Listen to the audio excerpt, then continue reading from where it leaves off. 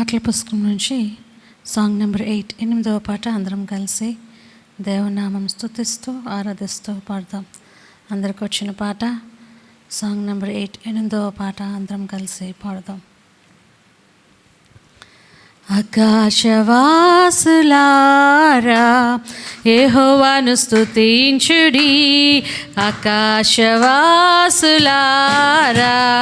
యెహోవాను స్తుతించుడి, ఉన్నత స్థలముల నివాసులారా యెహోవాను స్తుతించుడి. హల్లెలూయా. ఉన్నత స్థలముల నివాసులారా యెహోవాను స్తుతించుడి, ఆకాశవాసులారా యెహోవాను స్తుతించుడి, ఆకాశవాసులారా యెహోవాను స్తుతించుడి. ఆయన దూతలారా మరియు ఆయన సైన్యములారా, ఆయన దూతలారా మరియు ఆయన సైన్యములారా, సూర్య చంద్ర తారలారా యెహోవాను స్తుతించుడి. హల్లెలూయా. సూర్య చంద్ర తారలారా యెహోవాను స్తుతించుడి, ఆకాశవాసులారా యెహోవాను స్తుతించుడి, ఆకాశవాసులారా యెహోవాను స్తుతించుడి. సమస్త భూజనులారా మరియు జనములాధిపతులారా, సమస్త భూజనులారా మరియు జనములాధిపతులారా, వృద్ధులు బాలురు యవ్వనులారా యెహోవాను స్తుతించుడి. హల్లెలూయా. వృద్ధులు బాలురు యవ్వనులారా యెహోవాను స్తుతించుడి, ఆకాశవాసులారా స్తుతించుడి, ఆకాశవాసులారా స్తుతించుడి. హల్లెలూయా. హల్లెలూయా. మరొక పాట సాంగ్ నెంబర్ 207 207వ పాట కలిసి పాడుకుందాం. ఇది కూడా అందరికీ పరిచయమైన పాటే కనుక నాతో పాటు ఏకోపిస్తూ పాడండి. నిర్మింపబడితిమి మనము దైవగృహముగా, నిర్మింపబడితిమి మనము దైవగృహముగా, తన కృప చే స్థిరపరచబడితిమి, తన కృప చే స్థిరపరచబడితిమి. నిర్మింపబడితిమి మనము దైవగృహముగా, నిర్మింపబడితిమి మనము దైవగృహముగా, కాచెను యేసు రక్తముతో కూర్చెను సంగముగా, కాచెను యేసు రక్తము మనకై కూర్చెను సంగముగా, కృతజ్ఞతలు చెల్లించెదము మన ప్రభు యేసునకే, కృతజ్ఞతలు చెల్లించెదము మన ప్రభు యేసునకే. నిర్మింపబడితిమి మనము దైవగృహముగా, నిర్మింపబడితిమి మనము దైవగృహముగా, పరిశుద్ధులమై సహవాసమునిచ్చి పరలోకమునిచ్చి, పరిశుద్ధుల సహవాసమునిచ్చి పరలోకమునిచ్చి, పూజనీయుని పూజించెదము మనసారా మనము, పూజనీయుని పూజించెదము మనసారా మనము. నిర్మింపబడితిమి మనము దైవగృహముగా, నిర్మింపబడితిమి మనము దైవగృహముగా, తన కృప చే స్థిరపరచబడితిమి, తన కృప చే స్థిరపరచబడితిమి. నిర్మింపబడితిమి మనము దైవగృహముగా, నిర్మింపబడితిమి మనము దైవగృహముగా. హల్లెలూయా. అయితే కీర్తనల గ్రంథము 81వ కీర్తన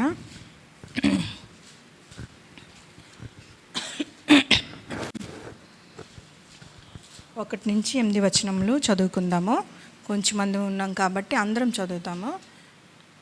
అందరం చదివితే, మనకు బలమై ఉన్న దేవునికి ఆనందగానం చేయుడి, యాకోబు దేవునిని బట్టి ఉత్సాహధ్వని చేయుడి, కీర్తన ఎత్తుడి, గిరత తప్పెట పట్టుకొనుడి, స్వరమండలమును మనోహరమైన సితారియు వాయించుడి, అమావాస్య నాడు కొమ్ము ఊదుడి, మనం పండుగ ఆచరించి దినమగు పున్నము నాడు కొమ్ము ఊదుడి. ఇది ఇజ్రాయేళ్లకు కట్టడ, యాకోబు దేవుడు నిర్ణయించిన చట్టము. ఆయన ఐగుప్తు దేశ సంచారం చేసినప్పుడు యోసేపు సంతతికి సాక్ష్యముగా దాన్ని నియమించెను.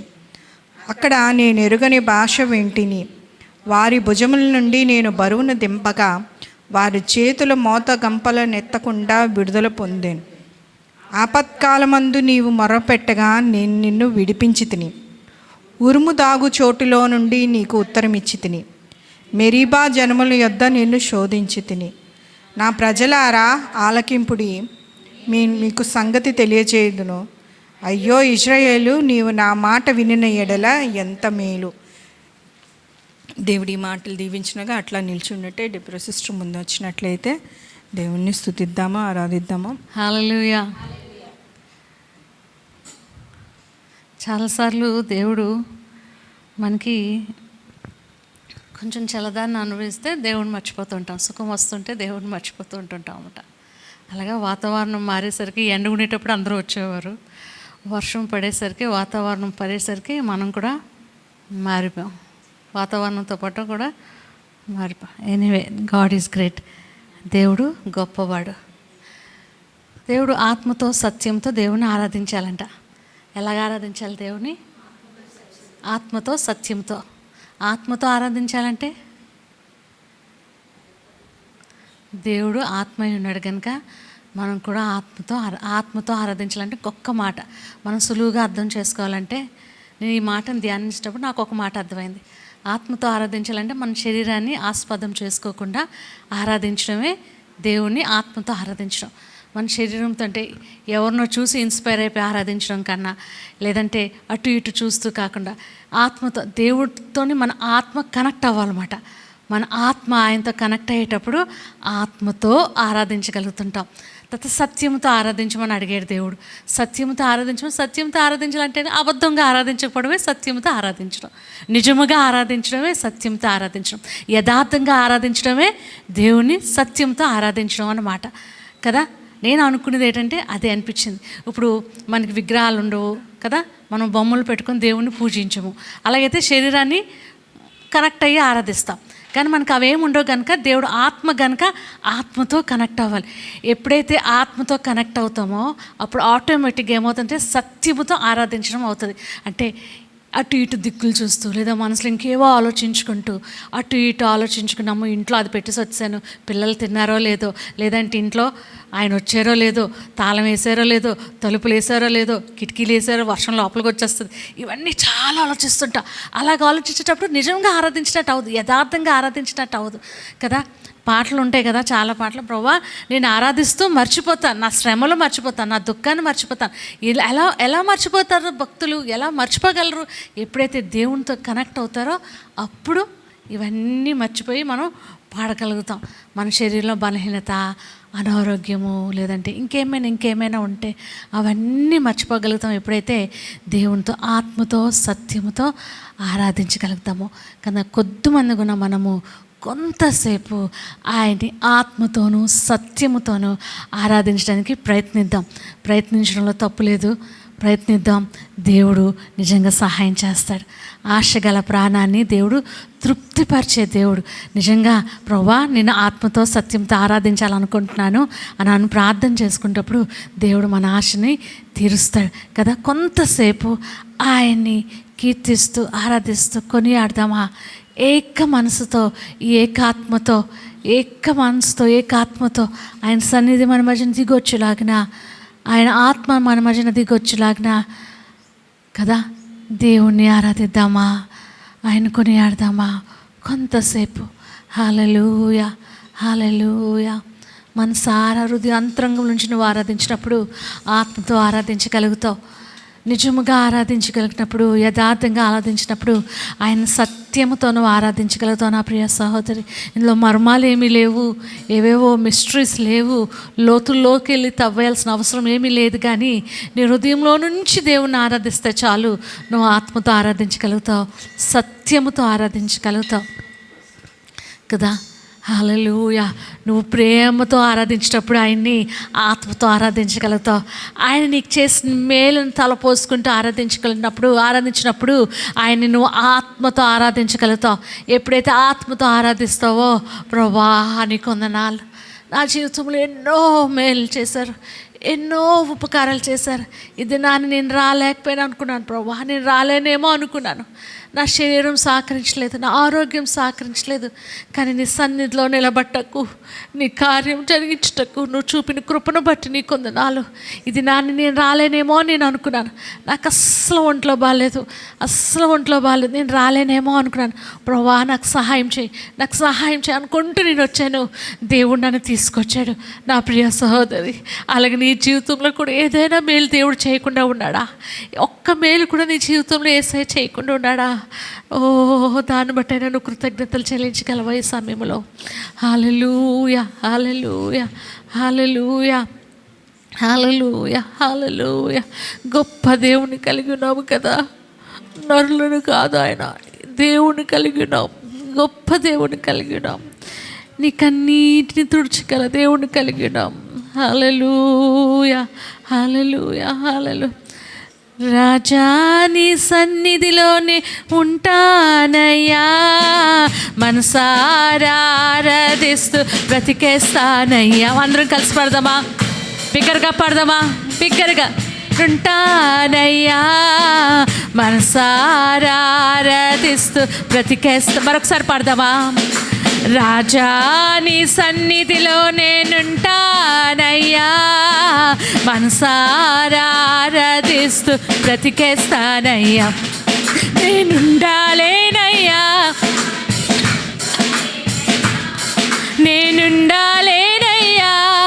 నే బ్రతకాలేనయ్యా, నీవే లేకుండా అందరూ బిగ్గరగా పాడదాము దయచేసి. నేనుండాలేనయ్యా, నీవే లేకుండా నేనుండాలేనయ్యా, నీ తోడే లేకుండా నే బ్రతకాలేనయ్యా. రాజా నీ సన్నిధిలోనే నింటానయ్యా, మనసారా ఆరాధిస్తూ బ్రతికేస్తానయ్యా.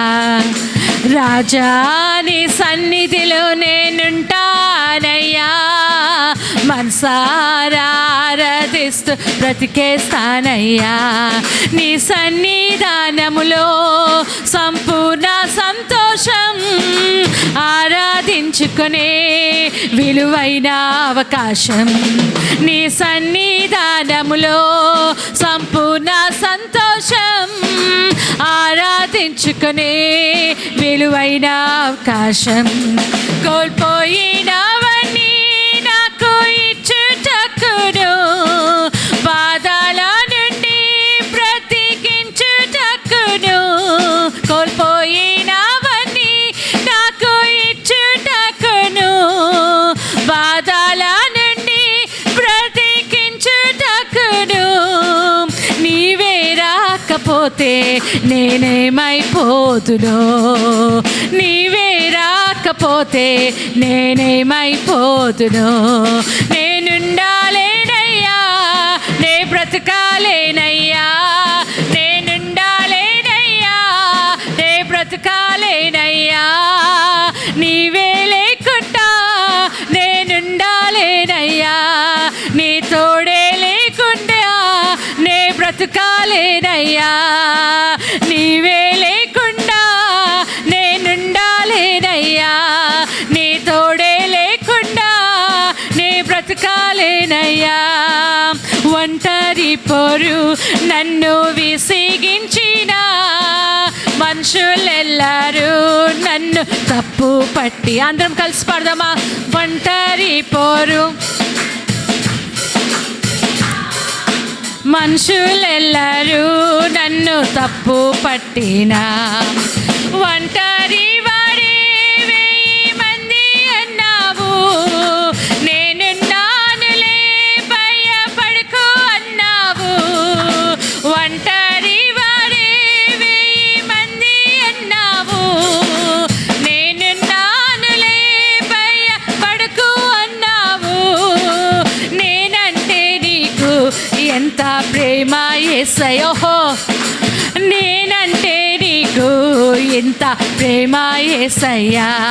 నేనుండాలేనయ్యా, నే బ్రతకాలేనయ్యా, నేనుండాలేనయ్యా, నే బ్రతకాలేనయ్యా, నేనుండాలేనయ్యా, నే బ్రతకాలేనయ్యా, నేనుండాలేనయ్యా, నే బ్రతకాలేనయ్యా, నేనుండాలేనయ్యా, నే బ్రతకాలేనయ్యా, నేనుండాలేనయ్యా, నే బ్రతకాలేనయ్యా.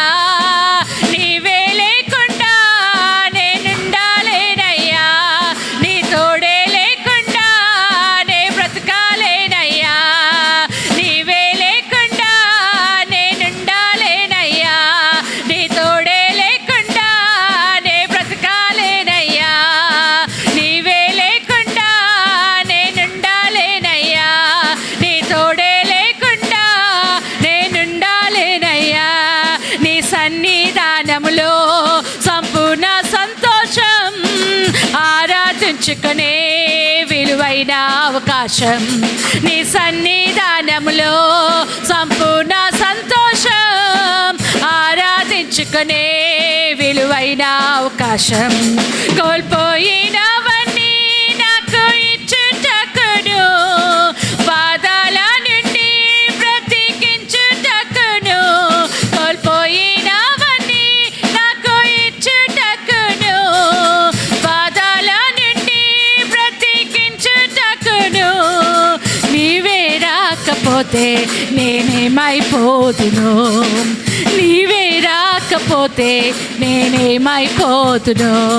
నేనుండాలేనయ్యా, నే బ్రతకాలేనయ్యా, నేనుండాలేనయ్యా, నే బ్రతకాలేనయ్యా, నేనుండాలేనయ్యా, నే బ్రతకాలేనయ్యా, నేనుండాలేనయ్యా, నే బ్రతకాలేనయ్యా, నేనుండాలేనయ్యా, నే బ్రతకాలేనయ్యా, నేనుండాలేనయ్యా, నే బ్రతకాలేనయ్యా. ఓహో, నేనుండాలేనయ్యా, నే బ్రతకాలేనయ్యా. ఓ జీసస్, నేనుండాలేనయ్యా, నే బ్రతకాలేనయ్యా, నేనుండాలేనయ్యా, నే బ్రతకాలేనయ్యా, నేనుండాలేనయ్యా, నే బ్రతకాలేనయ్యా, నేనుండాలేనయ్యా, నే బ్రతకాలేనయ్యా, నేనుండాలేనయ్యా, నే బ్రతకాలేనయ్యా, నేనుండాలేనయ్యా, నే బ్రతకాలేనయ్యా, నేనుండాలేనయ్యా, నే బ్రతకాలేనయ్యా,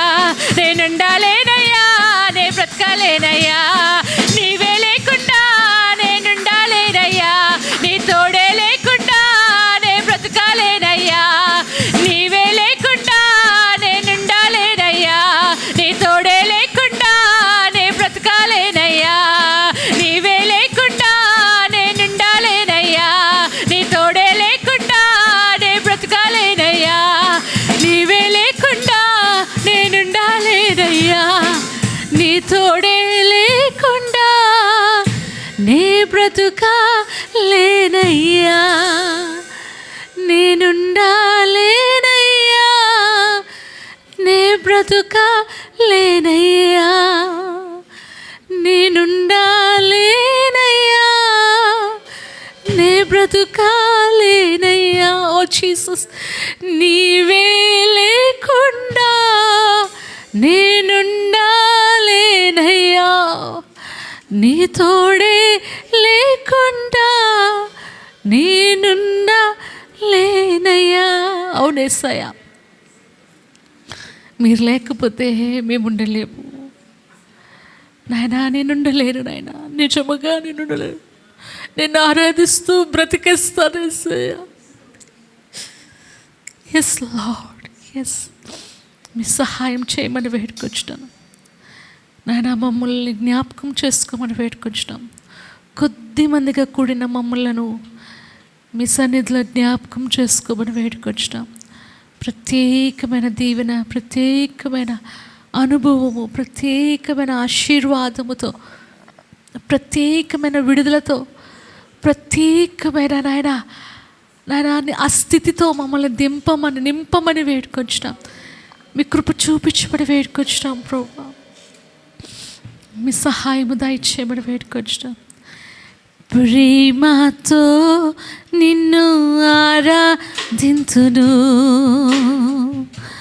ప్రియుడా నా యేసయ్యా. ప్రేమతో నిన్ను ఆరాధింతును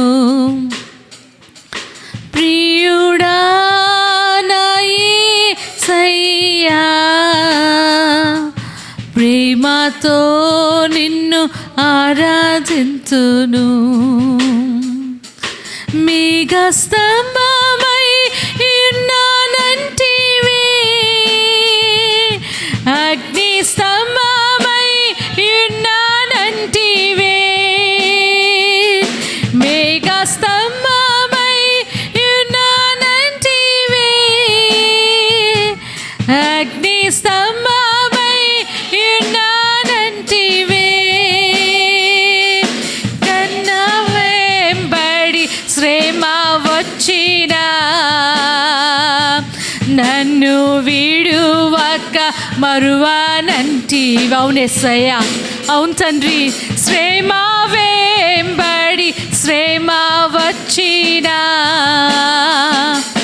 నన్ను విడువక మరువనంటివే. ప్రేమతో నిన్ను ఆరాధింతును జీసస్. ప్రియుడా నా యేసయ్యా, ప్రేమతో నిన్ను ఆరాధింతును. ప్రియుడా నా యేసయ్యా, ప్రేమతో నిన్ను ఆరాధించును. ప్రియ సహోదరి, మనం ఎల్లప్పుడూ ఒక మాట జ్ఞాపకం ఉంచుకుందాం. ఆయన్ని ప్రేమతో నువ్వు ఆరాధించినప్పుడు ఆయన్ని ఆత్మతో ఆరాధించగలుగుతావు. ఎప్పుడైతే ఆయన ఆత్మతో ఆరాధించగలుగుతామో అప్పుడు సత్యముతో ఆయన్ని ఆరాధించగలుగుతాం. నిజముగా, యథార్థముగా, మంచి హృదయముతో ఆయనతో సంబంధము కలిగిన వారుమై ఆయన్ని ఆరాధించగలుగుతాం. ఆయన మీద ప్రేమ లేకపోతే ప్రేమతో ఆరాధించలేము, ఆత్మతో ఆరాధించలేము, సత్యముతో ఆరాధించలేము. ఒకరు కాదు, ఇద్దరు కాదు, ఎన్ని మంది ఉన్నారో కూడికలో అది అవసరం లేదు. కానీ దేవుడు నీ జీవితంలో, నా జీవితంలో అద్భుతం చేశాడా లేదా అనేది అవసరం. దేవుడు నీ జీవితంలో, నా జీవితంలో ఒక మేలుతో తృప్తిపరిచారా, ఒక మాటతో బలపరిచారా లేదా అనేది అవసరం.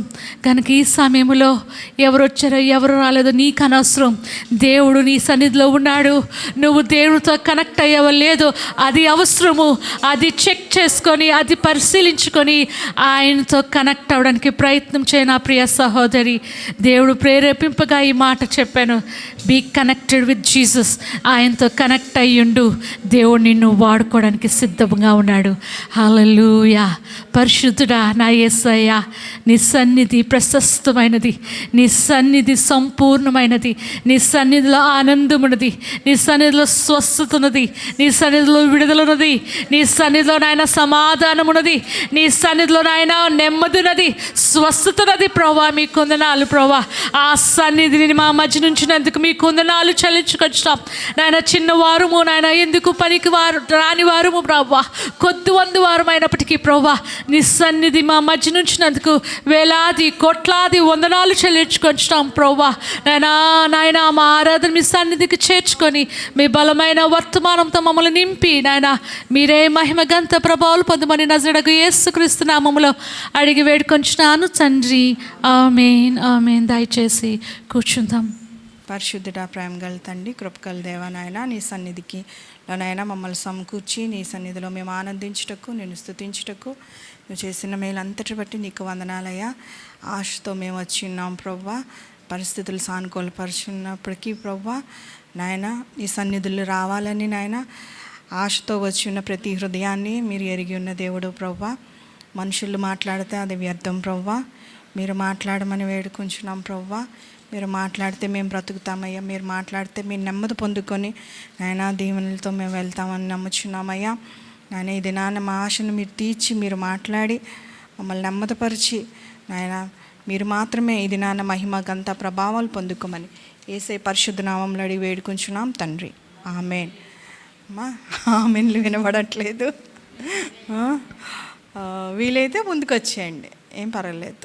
అనుకున్నవారు ఎవరు ప్రస్తుతానికి ఇంక మరి ఎవరు సాహసించట్లేదు. మరి ఇంత పెద్ద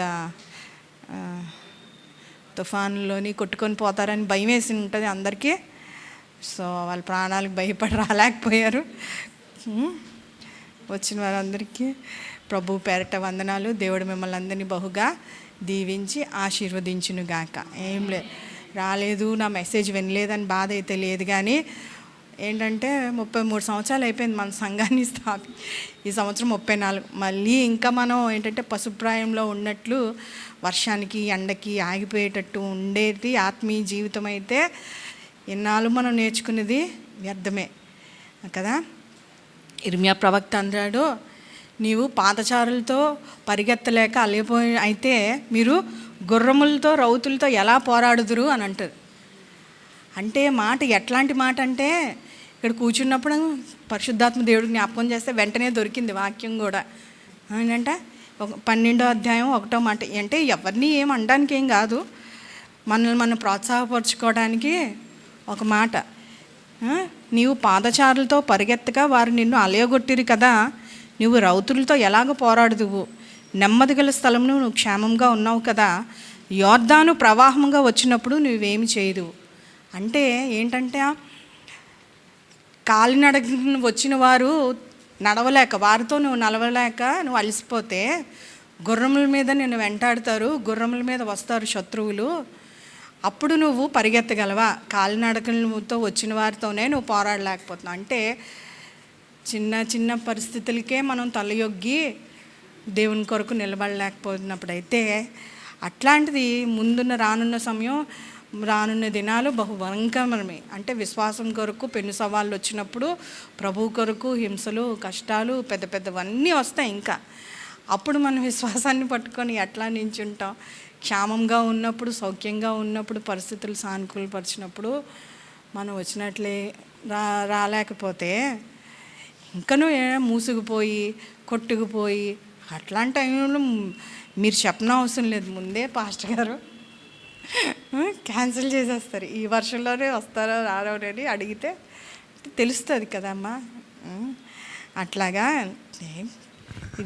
ఇదేం పెద్దగా కాదు, కానీ ప్రోత్సాహం కొంచెం ఏంటంటే బాధ, దుఃఖం అట్లాగ అనిపిస్తూ ఉంటుంది. మనం ఎంత నేర్చుకునేది ఏమైపోయిందా అని ఒక్కొక్కసారి. దేవుడు కొన్ని మాటలు అయినప్పటికీ మనం ఆసక్తి విషయంలో మాంద్యులు కాక ఖచ్చితంగా దేవుడు పెట్టిన మాటలనే తీసుకొని వచ్చాను. ఎప్పుడులాగే దేవుడు మన కొరకు ఏర్పాటు చేశాడు. ఎంతమంది అయితే ఏముంది, దేవుడు మనతో మాట్లాడే దేవుడు ఉన్నాడు. కాబట్టి ఆదికాండము 32వ అధ్యాయము, ఆదికాండము 32వ అధ్యాయము 3వ మాట నుంచి ఎవరైనా చదివితే తీయండి, నేను చదువుతాను. చదవండి గట్టిగా.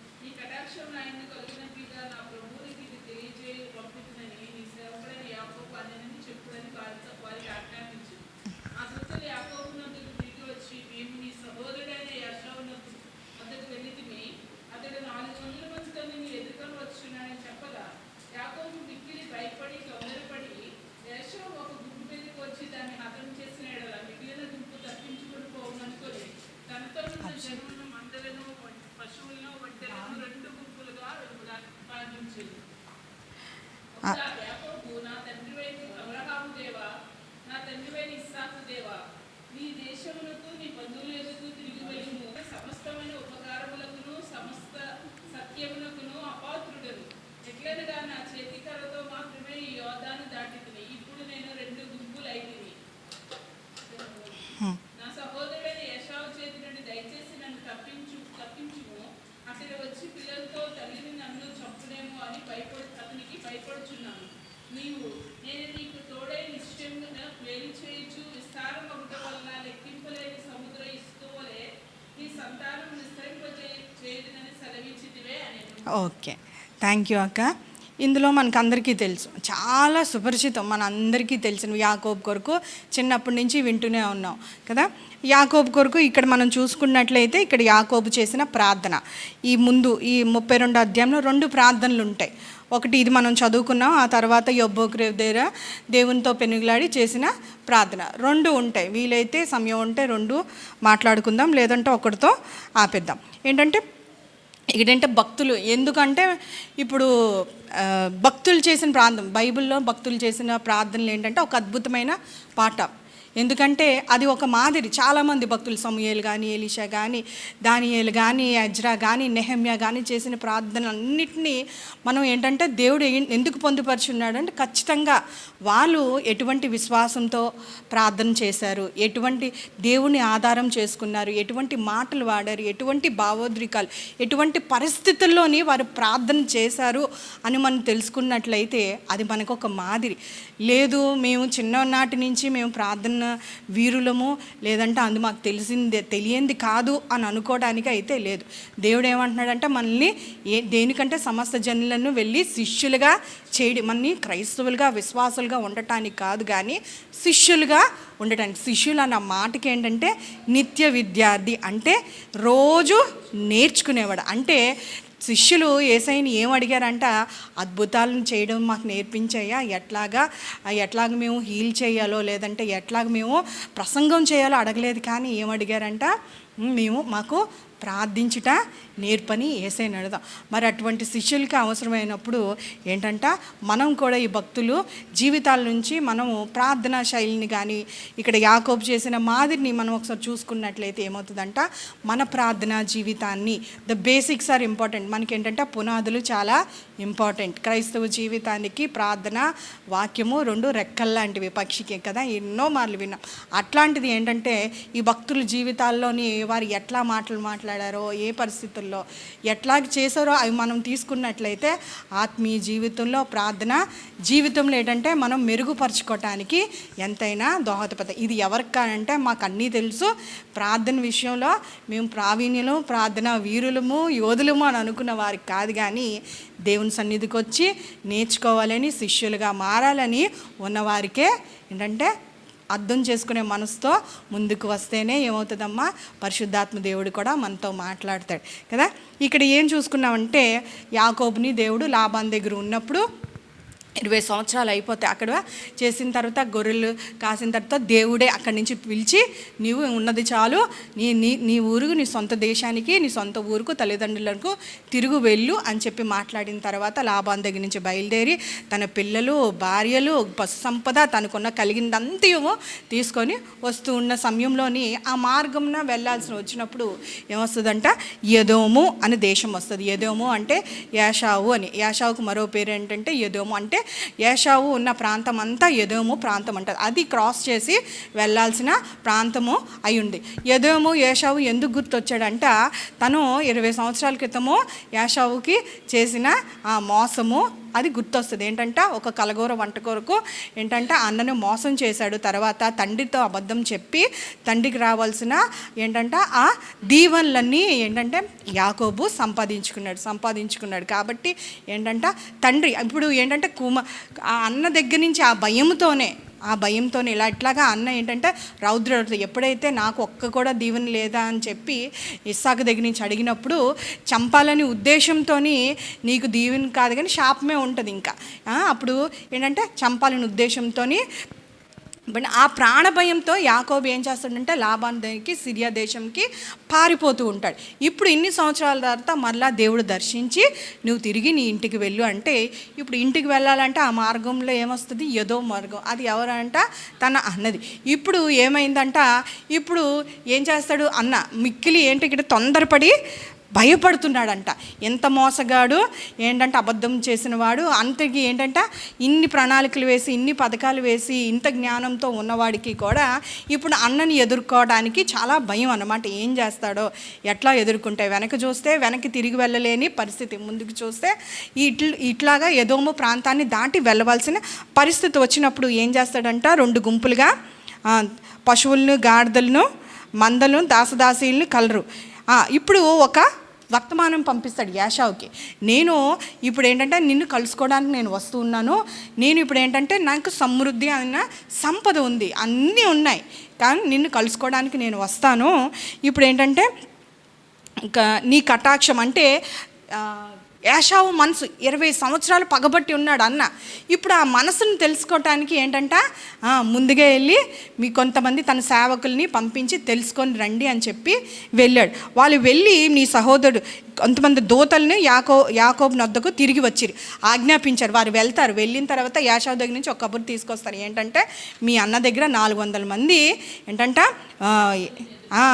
నిన్ను ఎదుర్కొని వచ్చి 400 మంది ప్రజలు ఉన్నారు, వాళ్ళు సైన్యమో ఏమో మరి, వారు సిద్ధపరిచిన వారు ఉన్నారు నిన్ను ఎదుర్కోవటానికి. నీవు వెళ్ళకుండా ముందు నీ అన్నే యాషావే నిన్ను ఎదుర్కోవటానికి బయలుదేరి వస్తున్నాడు అని అన్నప్పుడు ఏమవుతుందంట, యాకోబు మిక్కిలి భయపడి తొందరపడి అని అంటాడు.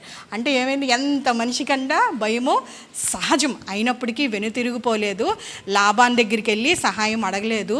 దూతల సమూహమే వచ్చి ఏంటంటే పైనుంచి వచ్చి ఆ దూతల దగ్గర ఆ ముందుని కూడా ఏమవుతుందంటే దూతలు వచ్చి దర్శిస్తాయి ఒక కళ్ళలోని యాకోబుకి.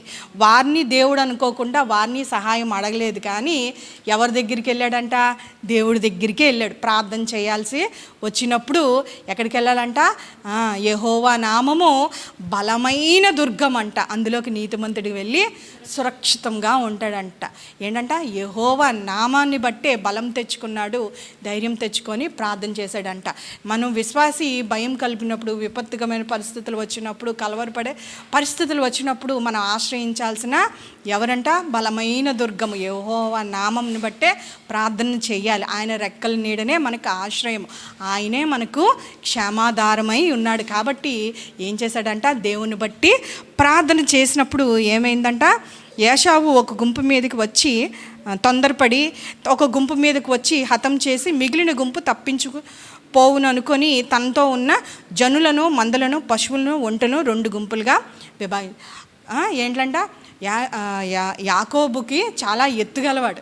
ఏంటంటే ఎట్లాగన్నా చేసి ఒక గుంపు మీద పడితే మొత్తం అందరినీ కోల్పోవడం ఎందుకని ఎత్తు మీద పై ఎత్తులు వేసే అంత జ్ఞానం కలిగిన వాడు కదా. అందరినీ ఒకేసారి కోల్పోవడం ఎందుకు, తను ప్రేమించిన రాహేల్ని అట్లాంటి ప్రేమించిన స్త్రీని లేదంటే భార్యను పక్కన పెట్టి వాళ్ళన్నా మిగులుతారని, అంటే మానవరీత్యా ఎంత ప్రయత్నాలు అన్నీ చేసి ఏం చేశాడంటే అట్లా అన్నీ చేసిన తర్వాత ప్రార్థన చేశాడు.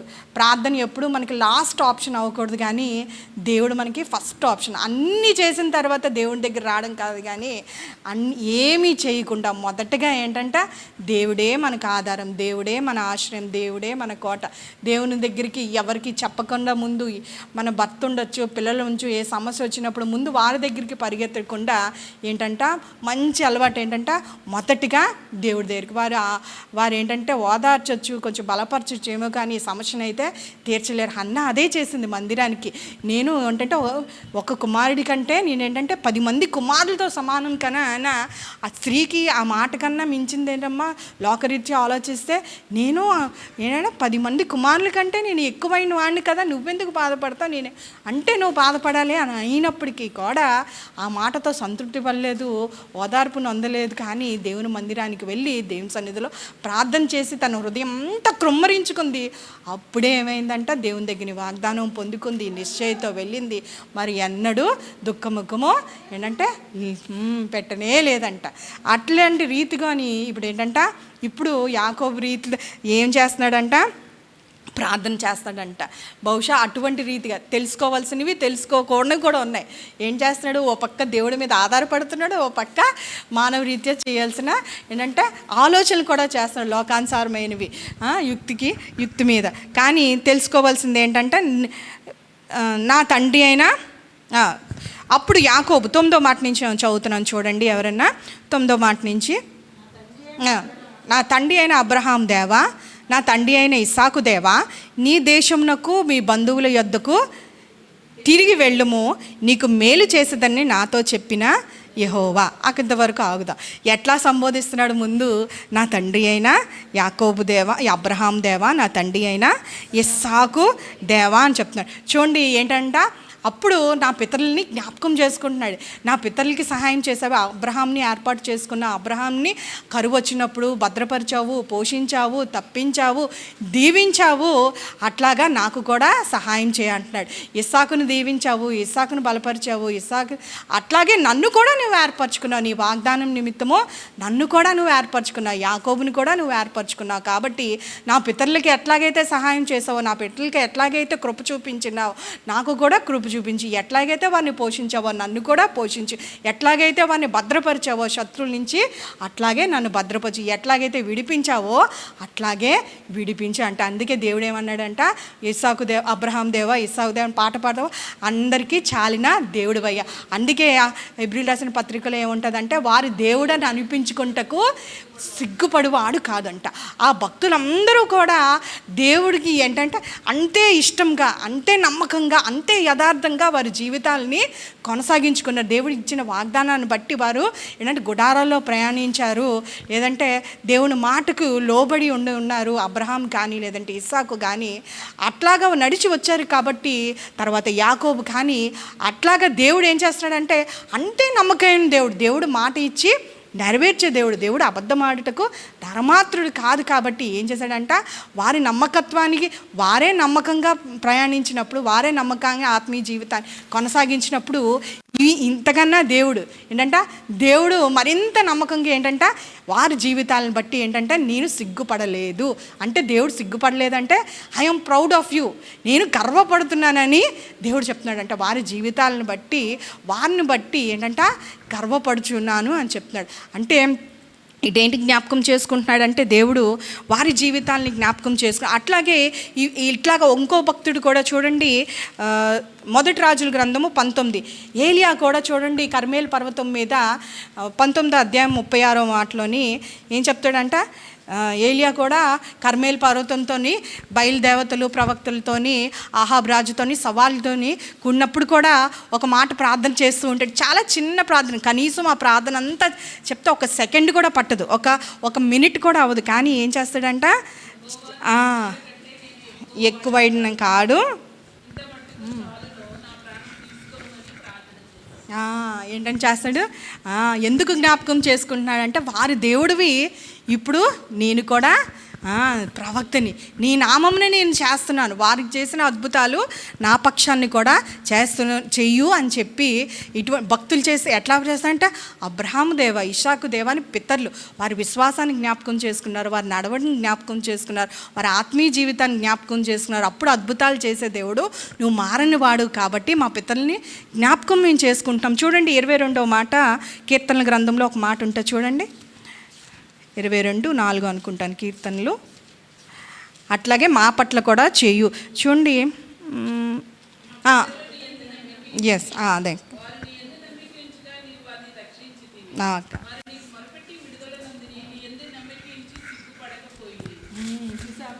నీవు మా పితరుని యందు నమ్మిక ఉంచిరి, వారి యందు నమ్మిక ఉంచగా నీవు వారిని రక్షించుదు, వారు నీకు మొరపెట్టి విడుదల నొందిరి, నీ యందు నమ్మిక ఉంచి సిగ్గు పడకపోయిరి. అట్లాగే మా పితరులకి చేసావు కాబట్టి అటువంటి విశ్వాసంతోనే నీవు మా పట్ల మనం నేర్చుకోవాల్సింది ఏంటంటే, మనం కూడా ఇప్పుడు ఏం జ్ఞాపకం చేసుకోవాలి, పితరులు అయితే అబ్రహాము ఇస్సాకు కాదు, కానీ ఏంటంట మన ఆత్మీయ తల్లిదండ్రుల జీవితాలు మనం మాదిరిగా పెట్టుకోవాల్సింది. లేదంటే మనకు ఆత్మీయ తల్లిదండ్రులు ఉన్నట్లయితే వారి జీవితాల్లో కొన్ని దేవుడు వాగ్దానాలు ఇస్తున్నాడు. లేదంటే మనం ప్రార్థన చేసినప్పుడు మన బిడ్డల పట్ల వారు ఎట్లా పెంచాలో, వారిని ఎట్లా పెంచాలో దేవుడు కొన్ని దర్శనాలు ఇస్తాడు, కొన్ని వాక్యాలు ఇస్తాడు, లేదంటే సేవకుల ద్వారా మాట్లాడుతూ ఉండుంటాడు. అటువంటి పరిస్థితులు, ఆ వాగ్దానాలకు భిన్నంగా పరిస్థితులు జరుగుతున్నప్పుడు మనం ఏంటంటే మన పితరుల్ని, మన ముందున్న వారిని, మన పైనున్న ఆత్మీయ నాయకుల్ని వారి జీవితాల్లో చేసావు కదయ్యా, వారికి చేసిన వాడు నాకు చేస్తామని దేవుడు చేసిన అద్భుతాలను బట్టి, ఆశ్చర్య కార్యాలను బట్టి, వారికి చేసిన దేవుడు, వారికి కృప చూపిన దేవుడు, వారికి ఆశ్చర్యకార్యం చేసిన దేవుడు మా పట్ల కూడా నువ్వు చేసే సమర్థుడైన దేవుడు అని సంబోధించి స్టార్టింగ్ ప్రార్థన చేసే విధానం కదా, అందుకు చెప్తున్నాడు. ఆ తర్వాత 32 మళ్ళీ వెనక్కి వెళ్దాం. తర్వాత ఇంకేం మాట్లాడో మనం చూసి నేర్చుకుందాము. చిన్న విషయమే కానీ చాలా ఏంటంటే నీకు మేలు చేసేదనని నాతో చెప్పిన యెహోవా. ఇప్పుడు ఏం చెప్తున్నాడు? అట్లా సంబోధించిన తర్వాత కామా పెట్టి, నీకు మేలు చేస్తాను అన్నావు కదా, నిన్ను దీవిస్తాను అన్నావు కదా, నా మానాన్ని నేను లాభాన్ దగ్గర నేను పని చేసుకుంటూ ఉంటే ఏంటంటే అసలు నా సొంత ఊరు కొరకు, నా తల్లిదండ్రుల కొరకు నేను ఇవన్నీ మరిచి నేను నా గొర్రెలు నేను కాచుకుంటుంటే నువ్వే పిలిచావు, నువ్వే దర్శించావు, నువ్వే మాట ఇచ్చావు, నిన్ను దీవిస్తానన్నావు, నిన్ను బలపరుస్తానన్నావు, నీ సంతానాన్ని విస్తారంగా చేస్తానన్నావు. ఇప్పుడు నేను నా స్వబుద్ధిని ఆధారం నేను చేసుకొని నేను రాలేదు అని దేవుడికి ఏం చెప్తున్నాడంటే మరొక్కసారి జ్ఞాపకం చేస్తున్నాడు. నేను లాభాల మీద కోప్పడి నేను వచ్చి లేదు, నా సొంత ఆలోచన లేదంటే పథకం వేసో లేదంటే నేను అట్లాగే రాలేదు. నువ్వు మాట ఇచ్చావు కాబట్టి, నువ్వు నడిపించావు కాబట్టి, నువ్వు నన్ను దర్శించావు కాబట్టి, నా పితరుడైన అబ్రహాంకి ఎట్లాగైతే మాట ఇచ్చావు కాబట్టి అటువంటి విశ్వాసాన్ని నేను కనపరిచి దేవుడు మాట్లాడాడు కాబట్టి నేను వెళ్ళాలని, మళ్ళీ నా సొంత ఊరికి నేను వెళ్ళాలని, స్వదేశానికి వెళ్ళాలని నేను ప్రయాణమే వచ్చానని దేవుడికి చెప్తూ ఉన్నాడు కదా. మనం పిల్లలకి ఎప్పుడైనా మాట ఇచ్చామనుకోండి, ఏదైనా మంచి పనిలో ఉన్నప్పుడు మాట ఇచ్చాము, ఎప్పుడు ఏదైనా కొంటామని మాట ఇచ్చామనుకో, ఆ హడావిడిలో మాట ఇచ్చేస్తాం. ఆ తర్వాత వస్తే ఏం పట్టుకుంటారు మనల్ని? ఇస్తానన్నావు కదా, చేస్తానన్నావు కదా, చెప్తానన్నావు కదా అని అంటూ ఉంటాం. ఆ తర్వాత మనం చేయలేదనుకోండి, వాళ్ళు ఏమంటారు? అయితే అబద్ధం ఆడచ్చు అనమాట అప్పుడప్పుడు. అంటే ఇప్పుడు మనకి ఎట్లా ఉంటుంది? అసలు క్రైస్తవులు, విశ్వాసులు, పాస్టర్లు, ఎవరూ అబద్ధం ఆడకూడదమ్మా అని నా పరువు నన్ను నిలబెట్టుకోవడానికి ఏదో అంత కాదు, ప్రస్తుతానికి దీంతో సరిపెట్టుకో అని చెప్పి ఏదో మనం అరేంజ్ చేస్తాం ఆ టైంకి. అట్లాంటి మనమే పౌరుషము, నా పరువు పోతుంది ఇదే అని అనుకున్నప్పుడు, అలాంటప్పుడు మాట తప్పని దేవుడు, మాట ఇచ్చి చెయ్యని దేవుడు, మడమని తిప్పని వాడు మనకి దేవుడిని కలిగి ఉన్నప్పుడు దేవుడు మాట తప్పుతాడా? దేవుడు అబద్ధం ఆడతాడా? అట్లా దేవుడు రోషం గల దేవుడు కదా, మనకి ఎప్పుడు మేలు చేయాలని, సహాయం చేయాలని ఆశపడే దేవుడు, వెయిట్ చేసే దేవుడు కదా. దేవుడికి ఎంత పౌరుషం వస్తుంది? ఇప్పుడు ఏమన్నా నువ్వు కదా, ఇప్పుడు నా అన్న వస్తాడు నన్ను చంపేసి నా పిల్లల్ని, నా భార్యల్ని, నా పశుసంపద అన్నీ కొట్టేస్తే నువ్వు చెప్పిన మాట ఏమైపోవాలి అని చెప్పి దేవుడికి జ్ఞాపకం చేస్తున్నాడు. చూసారా ప్రార్థన చేయటోళ్ళు ఎంత, ఇట్ ఈస్ అన్ ఆర్ట్.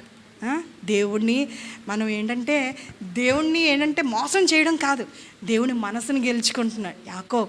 ఎట్లాగంటే దేవుని ఏ విధం చేతనైనను, కక్ష చేత మిక్ష చేత కాదు, ప్రేమతో దేవుడికి జ్ఞాపకం చేస్తాను, నీ మాట ఏమైపోలేయా, దీనత్వంతో ప్రేమతో ఎట్లా గెలుచుకోవాలో తెలియాలంట ప్రార్థనలో మనకి కదా. ఎన్నాళ్ళు ప్రార్థన చేసినప్పుడు అవి ఆటోమేటిక్గా మనకు వచ్చేస్తాయి. దేవునితో దేవుని దగ్గరని ఎట్లా సంపాదించుకోవాలో మనకి ఆటోమేటిక్గా పరిశుద్ధాత్మ దేవుడే మనం ఏ మాటలతో మాట్లాడాలి అవి వచ్చేస్తాయి ఈ పాటికే. కాకపోతే యాకోబు దగ్గర నుంచి మళ్ళీ మనం మెరుగుపరుచుకుందాం. ఇంకా ఏం చెప్తున్నాడు? నాతో చెప్పిన దేవా, చూసావా, గుర్తు చేశాడు. నీవు నీ సేవకుని చేసిన సమస్తమైన ఉపకారములను సమస్తమైన సత్యమునకు అపాత్రును, ఎట్లనగా నా చేతి కర్ర చేత మాత్రమే యోర్దాను దాటి తిని. ఇక్కడ ఏంటంటే శక్తివంతమైన ప్రార్థన ఏంటంటే దీనత్వంతో ఎప్పుడన్నా చేసిన ప్రతి ప్రార్థన దేవుడు వినగానే శక్తివంతమైన ప్రార్థన, దేవుడు వినే ప్రార్థన ఏంటంటే మనం వినయం మనసుకుంటాం, మనం తగ్గించుకొని దేవుని సన్నిధిలో మొరపెట్టినప్పుడు ఖచ్చితంగా దేవుడు వింటాడు కదా. దీని అహంకారులను దేవుడు ఎదిరిస్తాడని అంటే అలాంటప్పుడు వారు చేసిన ప్రార్థనలే దేవుడు వినడు ఖచ్చితంగా కదా. నా నీతిని లేదంటే నా స్వబుద్ధిని, నా మంచితనాన్ని, నా గొప్పతనాన్ని అంతా ముందు పెట్టి ఏంటంటే పరిసయుడు సుంకరి ప్రార్థన ఎట్లాగుంటుంది? లూకాసువార్త 18వ అధ్యాయంలోని తీయండి ఒకసారి, తెలుసుకుంటే మంచిది. ఏంటంటే చూస్తే మరి మంచిది. మనము ఎంత లోకానుసారంగా, ఎంత హోదాలో ఉన్నవారమైనా, ఎంత గొప్పవారమైనా, ఎంత చదువుగలవారమైనప్పటికీ కదా, సంఘంలోకి వచ్చిన తర్వాత ఎట్లా రావాలంట, ఆ హోదా, ఆ స్థితి, అదంతా బయటన విడిచిపెట్టి దేవుని సన్నిధిలోకి ఏంటంట, నేను ఏమీ కాదు. ఇక్కడ యాకోబు ఎట్లా ప్రార్థన చేస్తున్నాడు, నువ్వు చేసిన సమస్త కార్యములకు ప్రార్థనలే ఉంది, దీనత్వం ఉంది, కృతజ్ఞత ఉంది. ఏంటంట, నువ్వు ఇన్ని చేసావు, అసలు నేను అన్నీ పొందుకోవడానికి నేను అర్హుణ్ణి కాదు, నేను పాత్రుణ్ణి కాదు, ఒక్క చేతికరతో నేను వచ్చాను, ఇంతమంది గుంపుగా నన్ను చేసినట్టు. చూడండి 18వ అధ్యాయము 11, 18.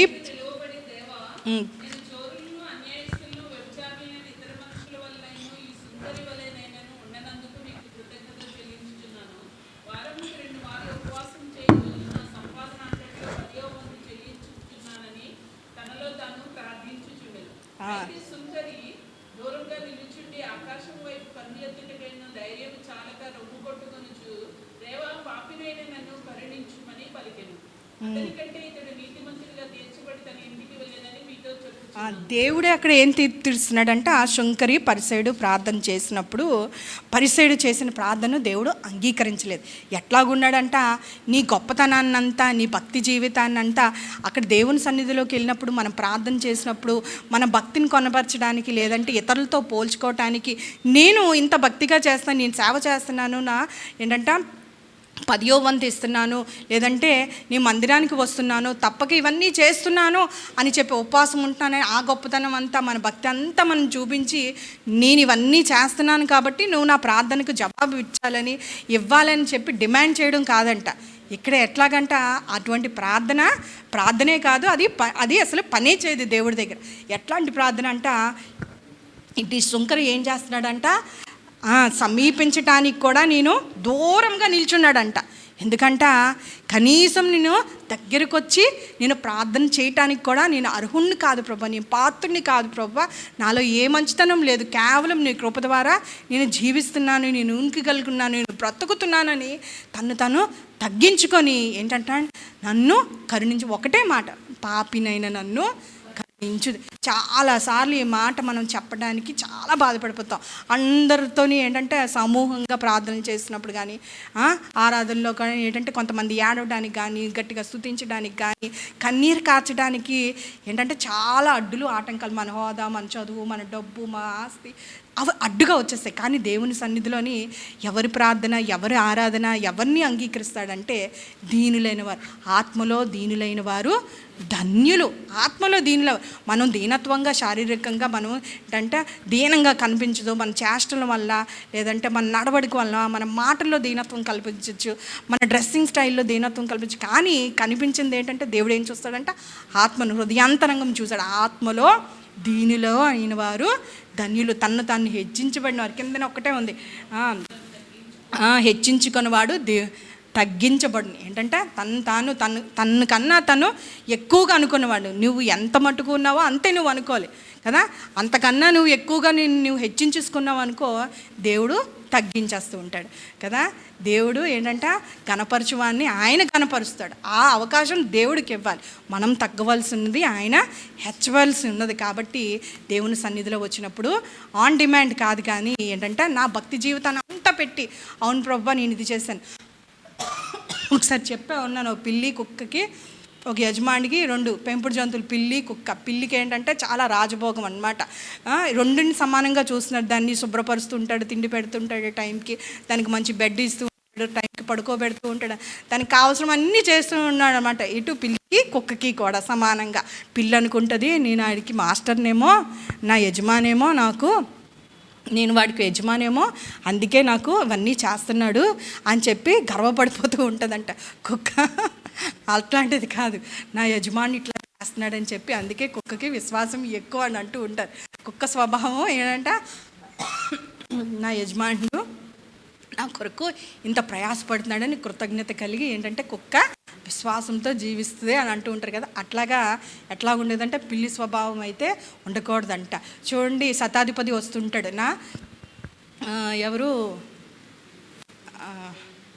నా పనివాడు మరణమై ఉన్నాడు, రోగం కలిగి ఉన్నాడు. ఏంటంటే నేను ఒకడు రమ్మంటే వస్తాడు, ఒక పొమ్మంటే పోస్తాడు, కానీ నీవు ఏంటంటే ఇక్కడ ఒక్క మాట సెలవు, నువ్వు నా ఇంటికి రానవసరం లేదు. నీవు ఒక్క మాట సెలవిస్తే నువ్వు రావడానికి నేను పాత్రను కాను. కానీ కొంతమంది ఏంటంటే నువ్వు వచ్చి నా 12 ఏళ్ళ కుమార్తెను నువ్వు చెయ్యి ఉంచి స్వస్థపరచమనే ఈ శతాధిపతికి ఎట్లా ఉంటుందంటే రావవసరం లేదు. నేను అంత యోగ్యత లేని వాడిని, అర్హత లేని వాడిని, కాబట్టి నువ్వేంటంటే ఒక్క మాట సెలవు ఇవ్వు, నా పనివాడు బాగుపడతాడు, స్వస్థపడతాడు అని చెప్తూ ఉంటాడు. చూడండి ఎంత అందుకే ప్రశంసిస్తూ ఉంటాడు. ఏమని ప్రశంసిస్తాడంటే ఇజ్రాయెల్లో ఇంతటి విశ్వాసము ఎవరూ కనపరచలేదు. కనాను స్త్రీ కూడా ఏమవుతుందంటే కుక్క పిల్లలతోని తన కుమార్తె ఏంటంటే దెయ్యం పట్టిన ఉన్నది అంటే దేవుడు ఇంకా పరీక్షిస్తాడు, మౌనంతో పరీక్షిస్తూ ఉంటాడు, తన సహనాన్ని పరీక్షిస్తూ ఉంటాడు.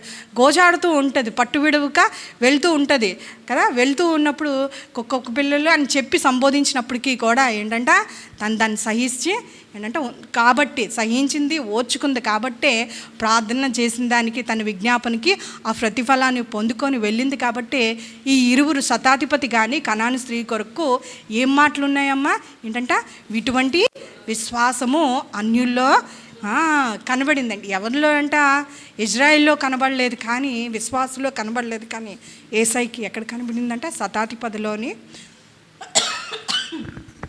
ఇంకా మాట్లాడుకున్నట్లయితే కనాను స్త్రీలోని కనబడింది. కాబట్టి చూడండి, అట్లాగే యోబు గ్రంథము 40 అధ్యాయము 3వ మాట చూసి నేను నీచుణ్ణు, నేను నీకు ఏమని ప్రత్యుత్తరము ఇచ్చేదను అని చెప్పి ఏం చెప్తాడంట, నేను మాట్లాడినా తెగించదు. అప్పటి వరకు యోబు గ్రంథము 43 అప్పటి వరకు తన నిర్దోషత్వము ఏంటంటే తన స్నేహితులందరూ ఏం చెప్తూ ఉంటారంట, తన నిర్దోషత్వాన్ని నిరూపించుకోవటానికి, తను పరిశుద్ధుడు అని నిరూపించడానికి ఏంటంటే వాదన చేస్తూ ఉంటాడు, ప్రత్యుత్తరం ఇస్తూ ఉంటాడు స్నేహితులకి యోబు. ఒకరి తర్వాత ఒకరు నీలోని పాపం లేకుండా ఉంటే, నీలో ఏ తప్పు లేకుంటే దేవుడు ఇంత శిక్షణ రానివ్వడని స్నేహితులు అందరూ అంటున్నప్పుడు కూడా ఏదో ప్రత్యుత్తరం ఇచ్చి తను రుజువుపరచుకోవడానికి అన్నాడు. కానీ దేవుడు దర్శించినప్పుడు ఒక్క మాట దేవుని ముందు ఏంటంటాడు, అప్పటి వరకు మాట్లాడినవాడు, అప్పటి వరకు సమాధానం చెప్పి తన పక్షాన తను మాట్లాడుకున్నవాడు ఏం చెప్తాడంట, నా నోటి మీద నా చేతిని ఉంచుకొను, నేను నీచుడను, నేను నీకు ఏమని ప్రత్యుత్తరం ఇచ్చిదను అంట. అబ్రహాము ఏంటంటే విశ్వాసం తండ్రి అయినవాడు ఏంటంటే ఎట్లా ప్రార్థన, ఇంకేంటమ్మా బూడిదను ధూళిని, అంతే కదమ్మా, అంతే కదక్క. అట్లాగా తగ్గించుకొని అటువంటి వారు తగ్గించుకున్నారు, అటువంటి ప్రార్థన లోతు కొరకు చేశాడు. కాబట్టి ఏమవుతుందంట, వారు విశ్వాసమునికి తండ్రి అయిన వారు అవుతారు, ఏంటంటే దేవుడికి స్నేహితులైన వారు అయి ఉన్నారు. ఇటువంటి భక్తుల జీవితాలన్నీ మనం ఆధారం చేసుకొని ఏం చేయాలమ్మా, దేవుని సన్నిధిలో ఎట్లా ప్రార్థన చేయాలంట, నేను అంతా అని కాదకుండా ప్రభువా నేను ఏమై ఉన్నానో అది నీ కృప వల్లనే, ఇంతవరకు ఉన్నానంటే అది కేవలం నీ కృపయే, నేను ఇంతవరకు దాటి వచ్చి ఉన్నానంటే నువ్వు నిలబెట్టావు, నువ్వు ఇచ్చిన మన వరకు పాదముల వరకు తగ్గిపోయి దేవుని సన్నిధిలో మొరపెడితే ఖచ్చితంగా మన ప్రార్థనకు ఫలితము మనము పొందుకుంటాం. ఇంకా యాకోబు ప్రార్థనలో ఏమున్నాయమ్మా,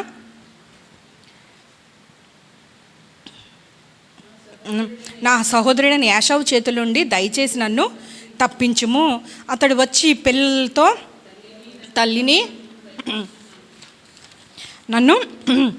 నన్ను చంపునేమోనని అతనికి భయపడుచున్నాను. ఇప్పుడు ఏం చెప్తున్నాడు, తన భయాన్ని చెప్తున్నాడు, తన పరిస్థితి అంతని ఏదైతే అవనివ్వండి కదా. మనం ప్రార్థన చేసినప్పుడు కష్టం అవునండి, అనారోగ్యమైన ఆర్థిక పరిస్థితులు, కుటుంబ సమస్యలు, అదంతా చుట్టూ అంతా తిప్పి రాకుండా, లేదంటే పెద్ద పెద్ద మాటలు వాడకుండా, చాలామంది ఏమనుకుంటారు అర్థం కాని మాటలతో మాట్లాడినప్పుడు, లేదంటే పెద్ద పెద్ద పదాలు వాడినప్పుడు మనకే అర్థం అవ్వలేని, ఇతరులకు అర్థం అవ్వలేని పదాలని తీసుకొని మనం మాట్లాడితే అది బలమైన ప్రార్థన, దేవుడు వింటాడని అనుకోవడం కాదు. దేవుడికి కావాల్సింది ఏంటంటే పదజాలం కాదు, బాణి కాదు, చక్కటి లాంగ్వేజ్ కాదు, కానీ ఒక బిడ్డ తండ్రితో మాట్లాడిన విధంగా సంభాషణ ఎట్లాగైతే మన తండ్రితో మనం చేసినప్పుడు ఎట్లాగైతే మనం సంభాషిస్తామో అట్లాగా సింపుల్ అండ్ షార్ట్ కదా, విస్తారమైన మాటలు మాట్లాడకుండా ఇది నా పరిస్థితి, ఇది నేను ఇప్పుడు నాకేముందంటే దిక్కు చూసిన పరిస్థితి ఉంది, చావో రేవో నేను తేల్చుకోవాల్సిన పరిస్థితి ఉంది.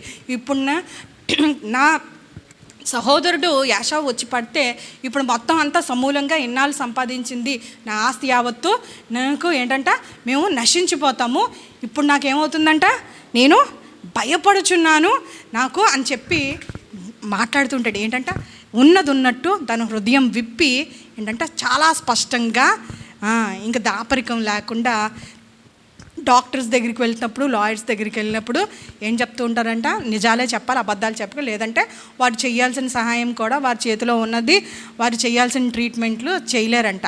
వారి దగ్గరికే వారు చేయాలంటే అంతకన్నా పరమ వైద్యుడు మన న్యాయాధిపతి అయిన దేవుడి దగ్గరికి మనం వెళ్తున్నప్పుడు ఇంకా ఏంటంటే ఎటువంటిది ఏమీ దాచుకోకుండా స్పష్టంగా మన హృదయాన్ని కృమ్మరించుకొని ఇది నా పరిస్థితి కదా, ఫిర్యాదు చేయమని కాదైతే కాదు, కానీ అంటే మన హృదయ స్థితి ఇది.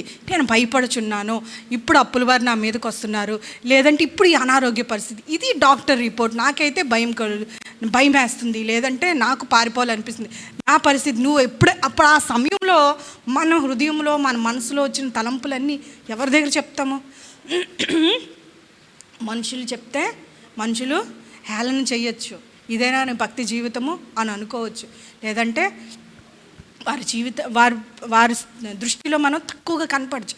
అలా కాదు, కానీ ఉన్నది ఉన్నట్టుగా మన హృదయాన్ని చించుకొని కృమ్మరించుకొని దేవుని పాదాల్లో చెప్పుకుంటే దేవుడు ఏంటంటే సంయోచితమైన సహాయాన్ని చేసే దేవుడై ఉన్నాడు కదా. ఆపత్కాలంలో మనకు నమ్మదగిన దేవుడై ఉన్నాడు. మనము ఏంటంటే మనసులో ఉన్నదంతా యథార్థంగా మనం చెప్పినట్లయితే దేవుడు సహాయం చేయడానికి సిద్ధమైనవాడు. అదే ఏం చేశాడంటే యాకోబు చేశాడు. గుడ్డివాడు యేసయ్య దగ్గరికి వస్తున్నప్పుడు చూడండి, చాలా స్పెసిఫిక్గా నేనేమి చేయగోర్చున్నావు. చాలాసార్లు స్వస్థపరిచే ముందు, లేదంటే వారిని ముట్టే ముందు, ఆ కార్యం జరిగే ముందు దావీదు కుమారుడా అని గుడ్డివాడు ఏం చేస్తున్నాడు? కేకలు వేస్తున్నాడు. జనసమూహం నుంచి కేకలు వేస్తున్నప్పుడు దేవుడు యేసయ్య అడుగుతాడు, నీవు ఏమి చేయగోర్చున్నావు, నేను ఏమి నా వల్ల నీకు ఏమి సహాయం కావాలనుకుంటున్నావు, ఇప్పుడు నేనేం చెయ్యాలనుకున్నావు, నా వల్ల నువ్వు సహాయము మేలు ఏమి పొందాలని అనుకున్నావని అడుగుతాడనమాట. చాలా స్పెసిఫిక్. అప్పుడు ఏం చెప్తాడు? నేను చూపు పొందగోరుచున్నాను. అట్లాగే మన ప్రార్థనలు కూడా ఎట్లా ఉండాలి? Very specific. పాల్ యాంగిచౌ గారు ప్రార్థనలు చేసేటప్పుడు ఎట్లా అంటే తన మందిరానికి ఏదైనా అవసరం ఉన్నప్పుడు, లేదంటే పర్సనల్గా అవసరం ఉన్నప్పుడు పలానా సైకిల్, పలానా కారు, పలానా లేదంటే పోడియమో చైరో ఈ కలరు ఈ సైజు ఇట్లా కావాలని ఆయన ప్రార్థన చేసేవారంట. అట్లాగని ఇట్లాగా అమ్మాయి కావాలి, అబ్బాయి కావాలి, ఈ చూపు ఈ ముక్కు అట్లాంటివి కాదు కదమ్మా. దేవుని చిత్తానుసారంగా స్వార్థపూరితం కానివి ప్రతిదీ మనం దేవుని సన్నిధిలో కనిపెట్టినప్పుడు దురుద్దేశంతో కాదు, స్వార్థంతో కాదు, మన ఏంటంటే మిగతావన్నిటికో కాదు, కానీ యథార్థంగా దేవుని చిత్తానుసారంగా అడిగే ప్రతి ప్రార్థన దేవుడు జవాబు దయచేస్తాడు. అట్లాగా ఆయన చేశారు. ఏమవుతుందంట? అట్లాగే ప్రతిదీ కూడా దేవుడు అట్టే విధంగా ఆయన ప్రార్థన చేసినట్లు అదే రంగు, అదే సైజు, అదే ఆ దినాన్నే, లేదంటే అనుకున్న సమయాన్ని, చెప్పిన సమయాన్నే దేవుడు ఇచ్చేవాడంట. కానీ ప్రార్థన చేయడము, అడగడం మన వంతు. కానీ అట్లా ఆయనకి ఏంటంటే ప్రార్థన చేసి ఆయనకు అప్పచెప్పాలి. దేవుడు చేసే విధానంలో, ఆయన సమయంలో, ఆయన చిత్తానుసారంగా దేవుడు దయచేశాడు. దాన్ని మనం ఆయన్ని ఏంటంటే డిమాండ్ చేయలేం కదా. ఇట్లా చెప్పారు కాబట్టి మనకు నచ్చినట్టు ఇదే టైంలో ఇదే రకంగా కావాలి, జరగాలని మనం అనుకోకూడదు. ప్రార్థన చేయడం, ఆయన దేవునికి ఆ సమస్యను అప్పచెప్పేయడం. ఆ కింద మనం ఇంకా చూసుకున్నట్లయితే ఆఖరి మాట ఎవరైనా ఒకసారి చదవండి అక్క.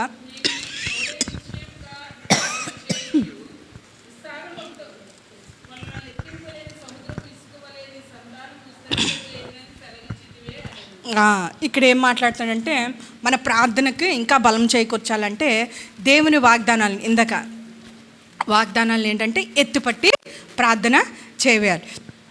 నువ్వు మాట ఇచ్చావు కదా, ఇక్కడ చూసావా అంటే నేను నీకు తోడై నిశ్చయంగా మేలు చేయొచ్చు, విస్తారమగుట లెక్కింపలేని సముద్రపు ఇసుక వల్లే నీ సంతానం విస్తరింపజేసేదని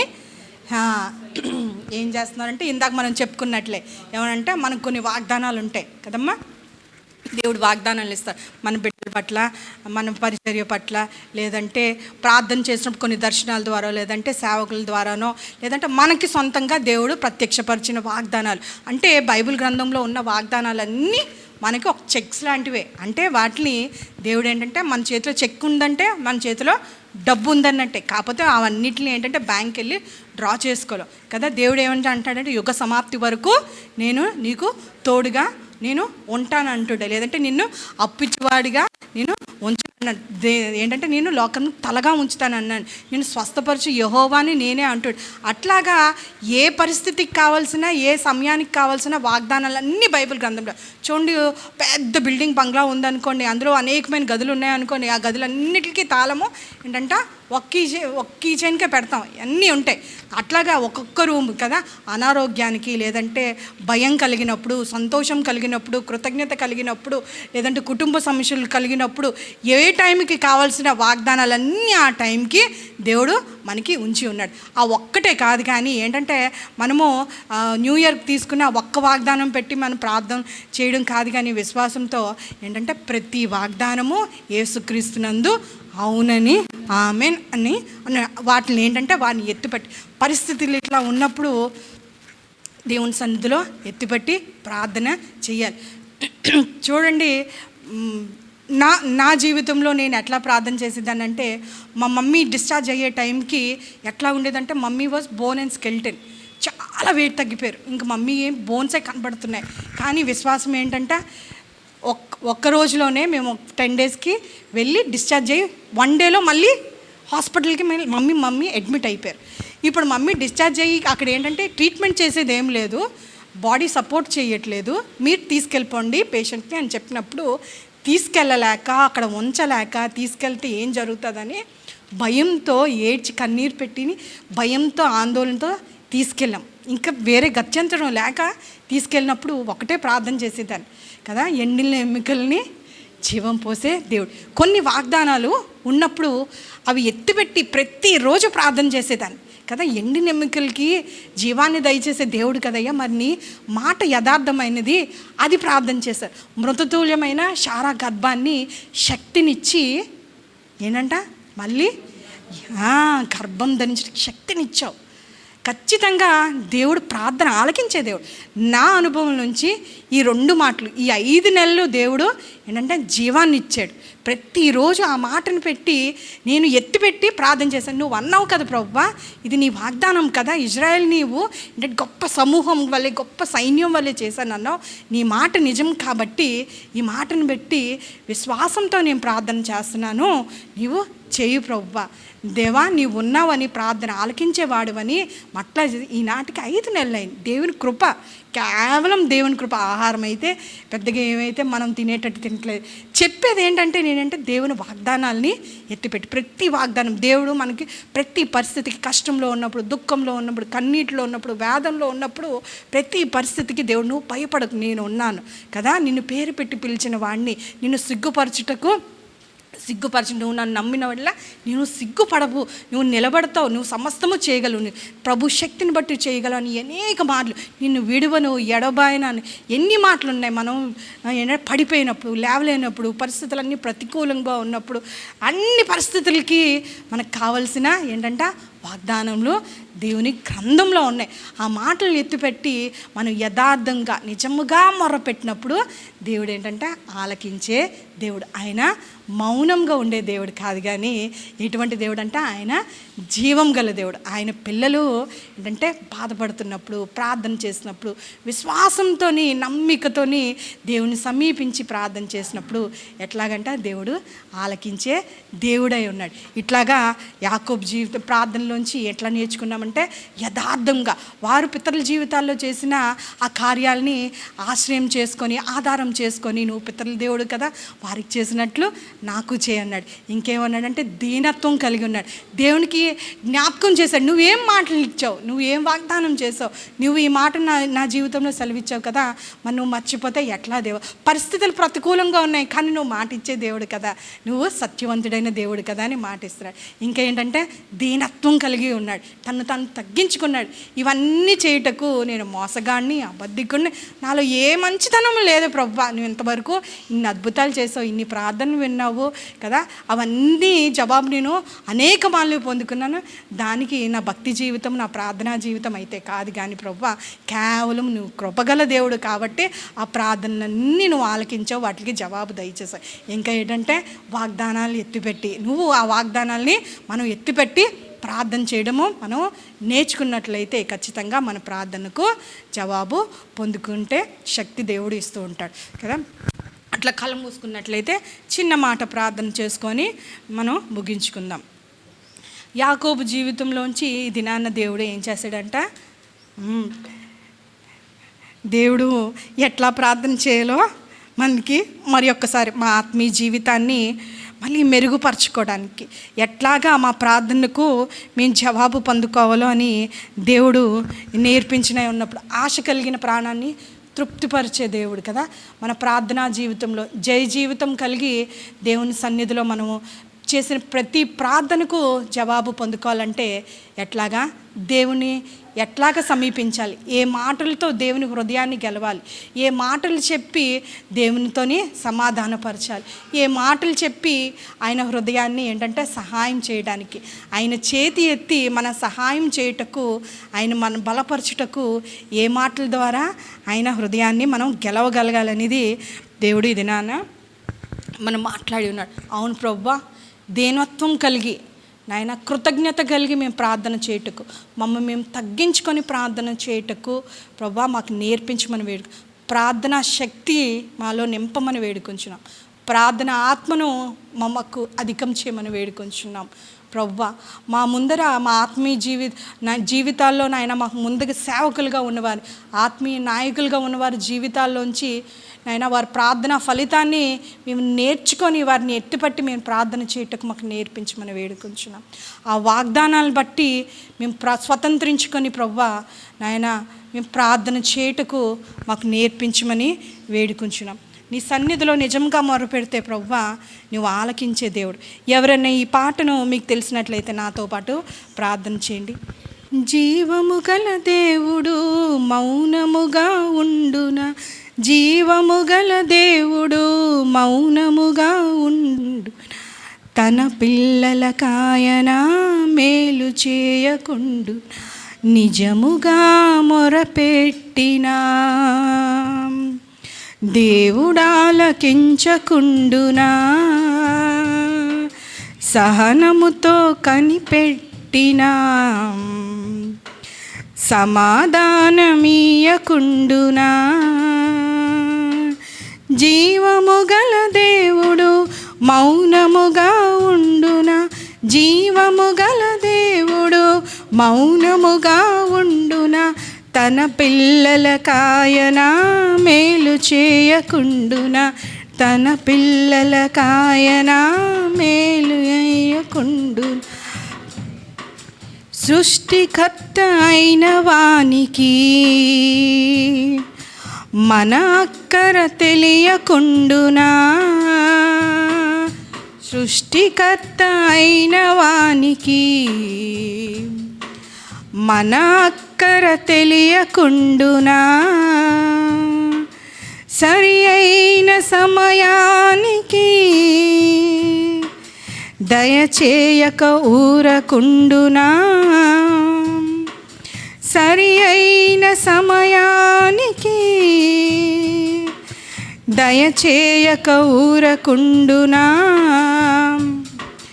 జీవము గల దేవుడు మౌనముగా ఉండునా, జీవము గల దేవుడు మౌనముగా ఉండునా, తన పిల్లల కాయన మేలు చేయకుండునా, తన పిల్లల కాయన మేలు చేయకుండునా, నిజముగా మొరపెట్టినా దేవుడాలకించకుండునా,